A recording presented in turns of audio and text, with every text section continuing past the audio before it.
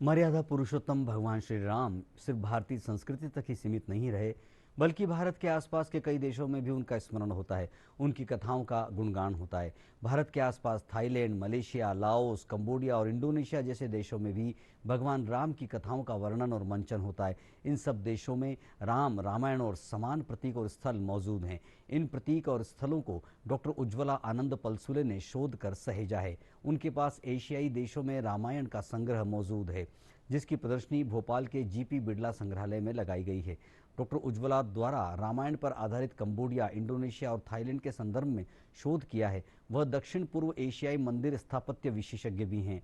नक्शों की मदद से बताती हैं कि एशियाई देशों में राम कहाँ कहाँ हैं। बताया है थाईलैंड में रामायण जैसा ग्रंथ, अयोध्या जैसा नगर। उन्होंने बताया कि थाईलैंड में भगवान राम की कहानी रामायण का स्थायी स्वरूप मौजूद है। इसे रामाकीन या रामाकियन कहा जाता है। इसका अर्थ है राम की कीर्ति। इस ग्रंथ में भगवान राम, लक्ष्मण, माता सीता और महाबली हनुमान का जिक्र है। यह ग्रंथ काफ़ी हद तक वाल्मीकि रामायण के जैसा ही है, बस कुछ अलग अलग कालखंडों के 125 से अधिक चित्रों का संग्रह। उनके पास 12 वर्षों का संग्रह शामिल है, जिसमें कंबोडिया, इंडोनेशिया और थाईलैंड के मंदिरों में रामायण के कई कथानकों के साथ भारतीय संस्कृति के देवी देवताओं में शिव के 1000 शिवलिंग से प्रसिद्धि, गजलक्ष्मी, भगवान विष्णु, नागराज, इंद्र, गरुड़, ब्रह्मा जी, समुद्र मंथन, राम रावण, बाली, सुग्रीव, जामवंत, देवी सीता हरण, कृष्णकाल, खांडव वन आदि पर आधारित 125 से अधिक चित्रों का संग्रह है। From Roman Empire, and what is the import-export material, and this part becomes. भगवान श्री राम को पूरी दुनिया में तमाम संस्कृतियों में उनका महत्व है, उनको पूजा जाता है, उनको मर्यादा पुरुषोत्तम के रूप में उनको जाना जाता है। चाहे लाओस की बात करें, कंबोडिया की बात करें, वियतनाम की बात करें, तमाम जगहों पर भगवान राम का एक अपना प्रभाव रहा है, भारतीय संस्कृति का अपना प्रभाव रहा है। और कई बार हम देखते हैं, कई जगहों पर ये हमें दिखाई भी देता है। इसी को लेकर यहाँ पर भोपाल के बिड़ला मंदिर के जो संग्रहालय है, वहाँ पर एक प्रदर्शनी लगाई गई है, जिसका नाम प्राचीन बृहत्तर भारत का गौरव जो है वो इसका नाम दिया गया है। और इस प्रदर्शनी में तमाम वो यहाँ पर साक्ष्य जो हैं वो यहाँ आपको दिखाई देंगे कि भगवान राम जो हैं उनको किस तरीके से उनका जो है दुनिया के तमाम देशों में, चाहे वो इंडोनेशिया की बात की जाए, चाहे वो दूसरे अन्य देशों की बात की जाए, वियतनाम की बात की जाए, वहाँ पर भगवान राम किस तरीके से वहाँ पर ईसा पूर्व से वहाँ पर उनकी ख्याति रही है, भारतीय संस्कृति की ख्याति रही है। और इसको लेकर यहाँ पर ये प्रदर्शनी आप देख सकते हैं, ये यहाँ पर लगाई गई है।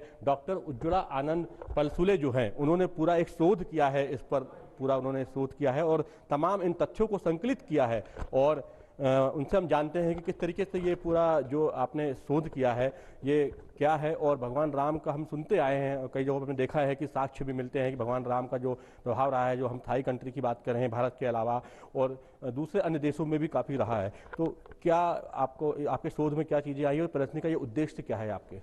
हम जब हिस्ट्री स्टडी करते हैं तो ऐसे दिखता है हमें कि फर्स्ट सेंचुरी से काफ़ी सारे ट्रेड रूट से जो इंडिया को साउथ ईस्ट एशिया के साथ कनेक्ट कर रहे थे।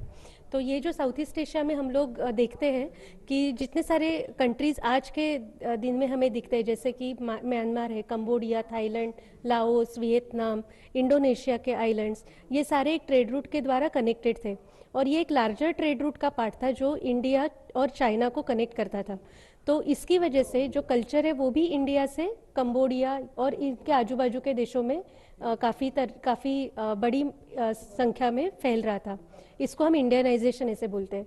इसके थ्रू कल्चर भी ट्रांसफ़र हुआ है, हमारा ट्रेडिशन भी ट्रांसफ़र हुआ है और इसी के साथ हमारा जो एपिक है वो भी वहाँ पे गया है। तो जब हम लोग इसको ट्रेस करना शुरू करते हैं तो ऐसे दिखता है कि फर्स्ट सेंचुरी से 5th सेंचुरी तक वहाँ पे काफ़ी सारा संस्कृताइजेशन हुआ, जिस टाइम पे रामायण है ये एक बहुत उनका इंटीग्रल पार्ट था उनके कल्चर का। हमें ऐसे भी एविडेंसेस मिलते हैं कि वहाँ पे हर रोज़ शाम को हर एक घर में रामायण पढ़ा जाता था और राम एक बहुत इम्पॉर्टेंट उनके लिए डीटी भी है। तो विष्णु से स्टार्ट होके विष्णु, शैविज़म और फिर इवेंचुअली हमें दिखता है कि राम और अलग अलग रूपों में राम हमें कंबोडिया, इंडोनेशिया और थाईलैंड इन देशों में देखने को मिलता है। उसका बहुत ही सुंदर एग्जाम्पल है कि जो फर्स्ट कैपिटल है 8th सेंचुरी का, जो खमेर डायनेस्टी है, जो वहाँ का सबसे बड़ा डायनेस्टी है, तो उन्होंने जो एक ट्रिब्यूट दिया था, जहाँ से उन्होंने पत्थर लाया था मंदिरों के लिए, तो वो जो ट्रिब्यूट है वो हमें यहाँ पे दिखता है कि वो शेषशाही विष्णु है और उसके पैरों पे से वो नदी जा रही है। तो ये एक बहुत ही अच्छा रिप्रेजेंटेशन है विष्णु का, to pay tribute for the mountain from where they have got the stone. और उसका जो एकदम लास्ट हमें दिखता है 12th सेंचुरी में, जो अंकुरवाट टेम्पल में है। तो अंकुरवाट टेम्पल जब कंस्ट्रक्ट किया था सूर्यवर्मन ने, ही ऑल्सो इन्विसाइज दिस टेम्पल कि सबसे बड़ा विष्णु टेम्पल, उस टाइम पे भी सबसे बड़ा विष्णु टेम्पल उसको कंस्ट्रक्ट करना है। तो उसने ये विष्णु टेम्पल को 4 प्राकार मतलब 4 इंक्लोजर वॉल्स में कंस्ट्रक्ट किया और सबसे अंदर उन्होंने गर्भगृह स्थापित किया था। तो गर्भगृह विष्णु के लिए समर्पित था। ये पूरा जो मंदिर है वो परा विष्णु लोक नाम से उन्होंने कॉन्सेप्चुअलाइज किया और उसके एक एनक्लोजर में उन्होंने रामायण का पूरा जो बैटल है, लंका का जो पूरा युद्ध है, उसका चित्रण किया है। उसको बार रिलीफ बोलते हैं। तो ये उनका अपना टेक्निक है कार्विंग करने का। और उन्होंने उस कार्विंग में उन्होंने ऑलमोस्ट 500 मीटर्स पूरा वॉल में 1-1 इंच बाय इंच पूरा लंका का वॉर उन्होंने रिप्रेजेंट किया है। और उनका एक अपना तरीका है राम और रावण दिखाने का भी। मतलब हमारे यहाँ पे राम, हम लोग धनुषधारी राम दिखाते हैं, तो वैसे ही वहाँ पे गरुड़ जो मानव आकृति में होता है, सिर्फ उसका चेहरा गरुड़ का होगा और उसके ऊपर राम बैठे हुए हैं। तो ऐसे चित्र हमें राम का वहाँ पे दिखता है, प्रभु श्री राम का। और रावण जो दिखता है वो पूरा 10 सर का, 10 सर मतलब हमारे यहाँ पे हॉरिजॉन्टल होते हैं, उनके यहाँ पे वर्टिकली डिवाइड होता है, और 20 हाथों वाला। तो ऐसे एक अलग रिप्रेजेंटेशन रावण का भी हमें वहाँ पे दिखता है। किसी रूप में वहाँ पर वो दिखाई देता है। वो जो सांस्कृतिक जो प्रभाव रहा है वो बहुत ज़्यादा वहाँ उन देशों में रहा है। ऐसे कितने देश होंगे पूरी दुनिया में जहाँ पर कि बहुत ज़्यादा सांस्कृतिक प्रभाव रहा है, धार्मिक प्रभाव रहा है भारत का? आपकी रिसर्च में क्या निकल के सामने आया है, तमाम जो तथ्य आए हैं? मेरा जो रिसर्च था वो साउथ ईस्ट एशिया पे फोकस था, क्योंकि मैंने जो स्टडी करना स्टार्ट किया था वो मेरा फोकस कंबोडिया पे था। तो कंबोडिया का एंशियंट जो किंगडम था वो जहाँ जहाँ पे फैला हुआ था, तो साउथ ईस्ट एशिया में सबसे largest dynasty Cambodian dynasty, Khmer dynasty था। जैसे हमारे यहाँ पे चोलास थे। तो पूरा साउथ ईस्ट एशिया जो जिसको इसीलिए हम लोगों ने इसका टाइटल भी ग्रेटर इंडिया रखा है कि वो एक टाइम पे इंडिया का ही एक्सटेंशन था या इंडिया के कल्चर का एक्सटेंशन था।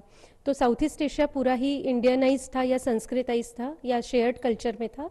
उसी के साथ कुछ हमें ट्रेसेस मायन कल्चर में भी मिलते जो अभी लैटिन अमेरिका में है, तो वहाँ पे भी कुछ कुछ हमें ट्रेसेस मिलते हैं। बट साउथ ईस्ट एशिया तो बहुत ही बड़े एशिया जो है वहाँ बहुत ज़्यादा प्रभाव रहा है और लैटिन अमेरिका में भी रहा है। और ये जो तस्वीरें तमाम आप देख रहे हैं यहाँ पर, वो शोध के माध्यम से यहाँ पर प्रदर्शित की गई हैं, बाकायदा रिसर्च की गई है।